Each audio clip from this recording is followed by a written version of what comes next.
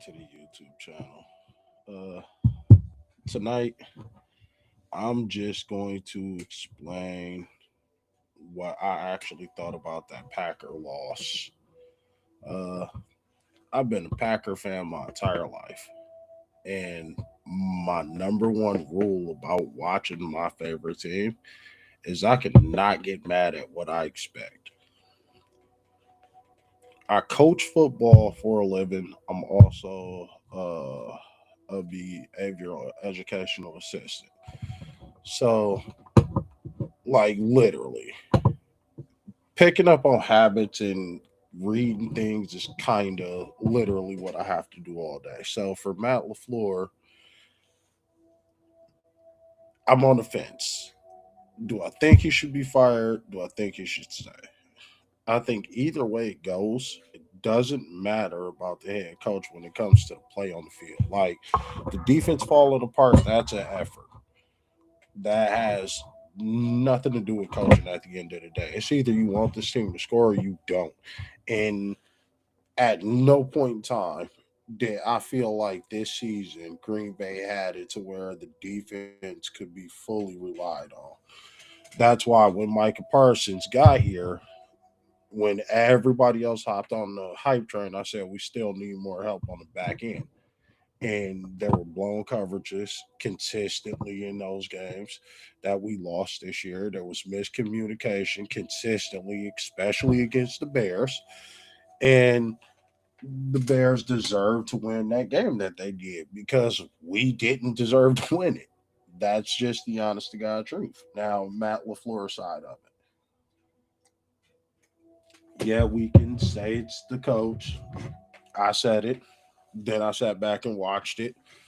I don't think it was necessarily the coach. I think it was decisions that were made and decisions that weren't made that cost us at the end of the day. Our kicker was struggling going into the playoffs. We knew that. He's been a struggling kicker for a lot of times in his career. The consistency has been there. He's hit game winners, then it disappears. So that's the life of a kicker, period, though. At the end of the day, to have that much of a lead, below the lead, and the way it was blown, it's a repeated habit we have. And it's not just Matt LaFleur. It's been like that before him. It's going to be like that long after him. We've never been able to stop a tight end. Colson Loveland killed us. Vernon Davis has killed us over his career.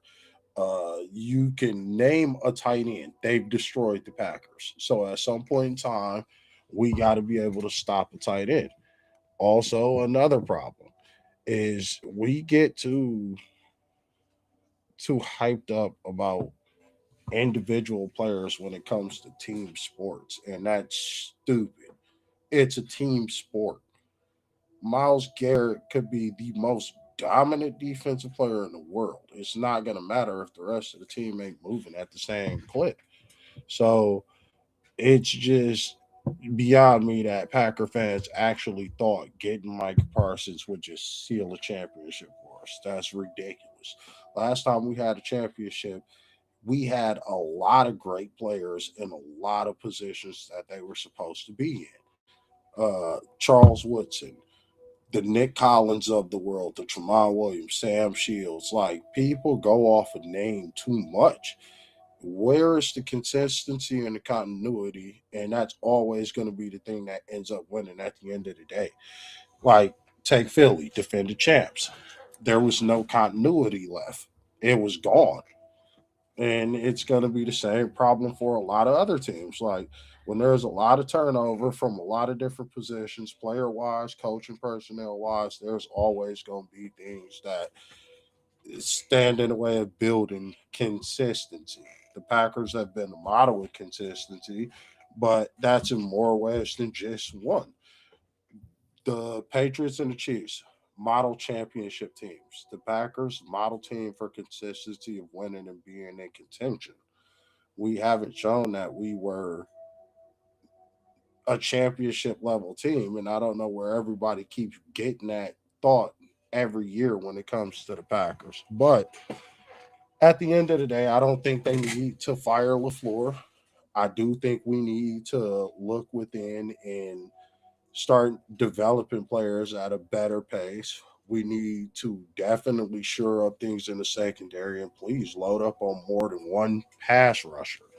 Like there's a lot of things you can do to make the team deeper and better, but you got to start by developing what we have because we got talented players. We just don't have the work ethic to exceed what you actually need to be a championship level team.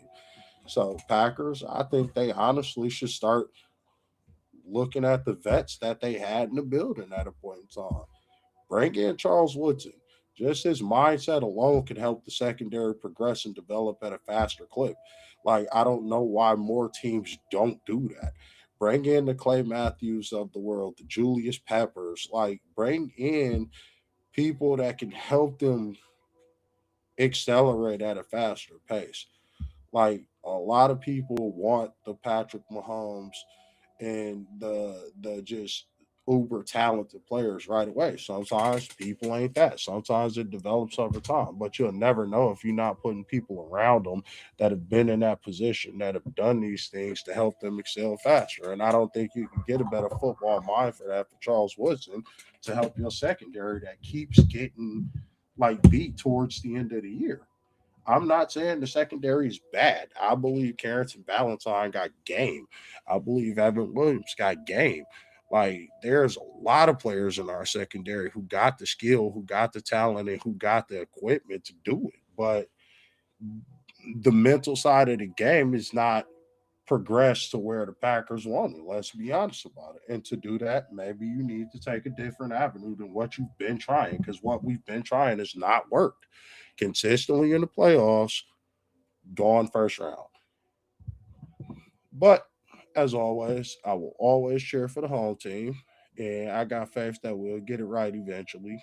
And we won't be just knocking on the door for the next 30 years. Eventually we'll get it. But they got to start making smarter decisions in the offseason because it's been religiously dumb idea after dumb idea. Changing defensive coordinators is not going to do it. Changing offensive coordinators is not going to turn your team around like that. You got to make actual foundational changes, change the demeanors in the room, change the way you operate. And sometimes coaches got to tell themselves, I'm not right and I don't know everything. Get out the way and let other people do their jobs. But don't sit back and watch something fall apart because that's just, yeah, that's some coaching malpractice. Like, don't just watch it fall apart.